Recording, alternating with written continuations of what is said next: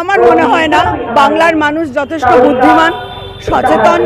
বাংলার মানুষ এটা পুরোটা ইন্টারন্যাশনাল এক আন্তর্জাতিক রাজনীতির মধ্যে পড়ছে।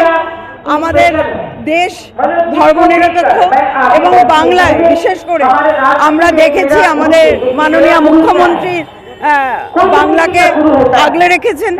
এখানে সাম্প্রদায়িক সম্প্রীতিতে কোনো রকম আঘাত আনতে কেউই পারবে না, কারণ এখানে আমরা মিলেমিশে সবাই একসাথে থাকি।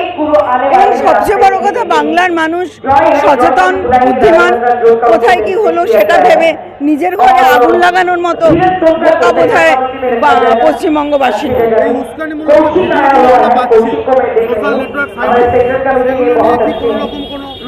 সেটা তো আমার কোনো সাইবার যে সেল আছে তাদের এটা দেখা উচিত যে ফেক ভিডিও কেন ফরওয়ার্ডেড হচ্ছে, ফেক ভিডিও কেন প্রচারিত হচ্ছে। মানুষের কাছে এটাই বার্তা, মানুষ মমতা বন্দ্যোপাধ্যায়ের ওপর পূর্ণ আস্থা আছে। আর সবচেয়ে বড় কথা, মানুষ এখানে বুদ্ধিমান, সচেতন। মানুষ জানে কি করতে হয় কি না করতে হয়। আজকে যেটা হচ্ছে সেটা ঠিক হচ্ছে না। বাংলাদেশে যে হিন্দু যারা, তারা ওখানে সংখ্যালঘু, তাদের ওপর অত্যাচার তো হচ্ছে। এবং এই অত্যাচারটা আমরা যারা প্রচুর বাংলাদেশে বন্ধুবান্ধব থাকে, আত্মীয় স্বজন থাকে, সেটা আজকে অনেক বেশি প্রচারের আলোয় এসছে।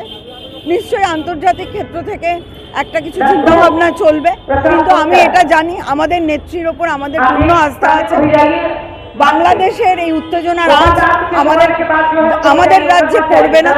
কিন্তু এটাও ঘটনা যে ওখানে যেভাবে আমাদের ইসকনের সন্ন্যাসীকে আটকে রেখেছে, এটাও হওয়া উচিত না। একটা সভ্য বিশ্বে এরকমভাবে কোনো সংখ্যালঘুর ওপর অত্যাচার, এটাও আমরা কেউই মেনে নিচ্ছি না। কিন্তু তার মানে এই নয় যে ওদের প্রভাবটা আমাদের রাজ্যে পড়বে, এটাও কোনো কথা।